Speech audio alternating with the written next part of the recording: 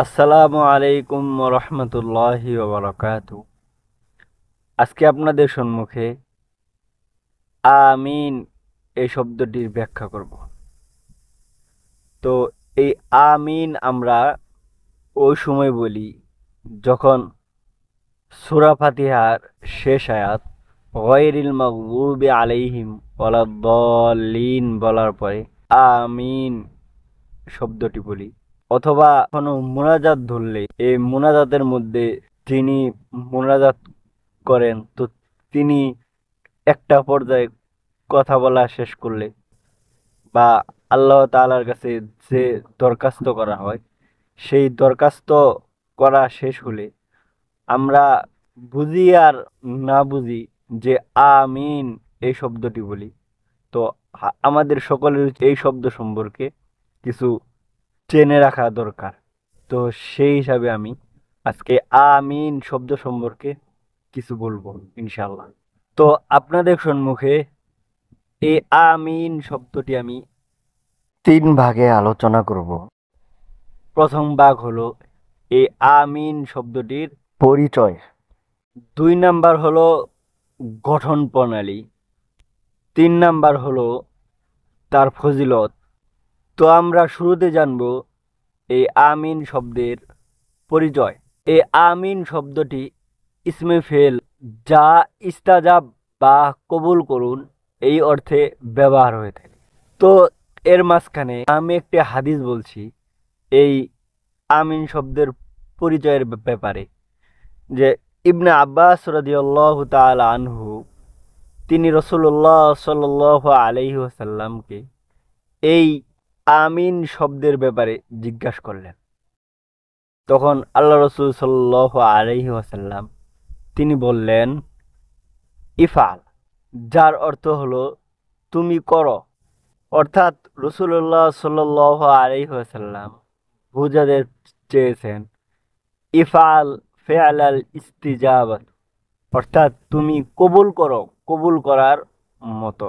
তো এই আমিন শব্দটির যে আলিফ আছে, এই আলিফটা টান দিয়ে অর্থাৎ আমিন এভাবেও পড়া যায়, অথবা টান ছাড়া আমিন এভাবেও পড়া যায়। এই ব্যাপারে আমি একটি কবিতার পংক্তি বলছি। ওয়ারহামুল্লাহু আবদান ক্বালা আমিনান। এই পংক্তির অর্থ হলো আল্লাহ তাআলা ওই ব্যক্তিকে রহম করুন যে আমিন বলার সময় আলিফকে টান দিয়ে পড়ে। আর খাটু করার ব্যাপারেও আমি একটি কবিতার পংক্তি বলছি। আমিনুন ফাজাদাল্লাহু মা বাইনানা বু'দান। আল্লাহ তাআলা আমাদের থেকে ওই ব্যক্তিরকে দূরত্ব বাড়িয়ে দিক যে ব্যক্তি আমিন বলার সময় হামজাকে টানে না।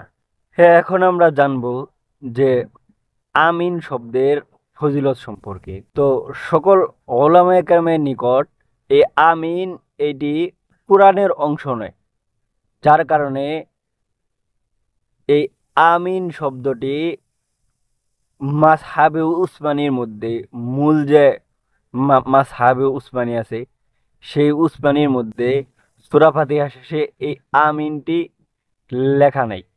বিভিন্ন তাফসীর গ্রন্থ পড়ে এটাই বোঝা যায়।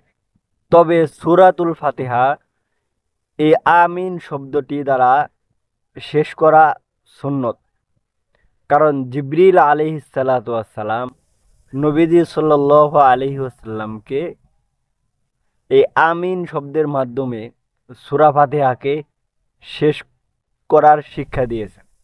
আর রাসূলুল্লাহ সাল্লাল্লাহু আলাইহি ওয়াসাল্লাম বলেছেন যে আমিন শব্দটি সূরা ফাতিহার পরে বলা, এটা এমন যেন চিঠিতে সিলমোহর মেরে দেওয়ার মতো।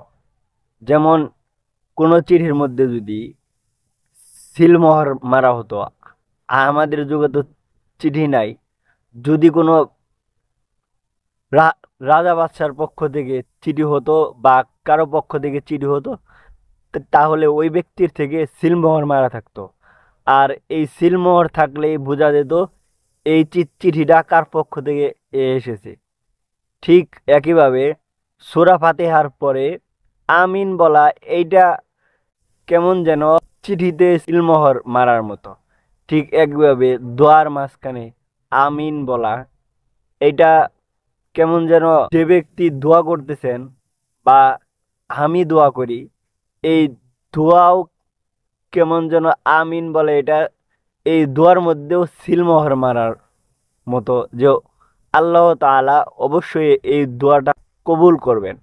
যদিও বান্দার সব দোয়া আল্লাহ তাআলা কবুল করেন না, কিছু দোয়া বান্দার কল্যাণের জন্য আল্লাহ তাআলার কাছে রেখে দেন। আল্লাহ তাআলা আমাদেরকে এই আমিনের ব্যাখ্যা বোঝার তৌফিক দান করুক। আমিন।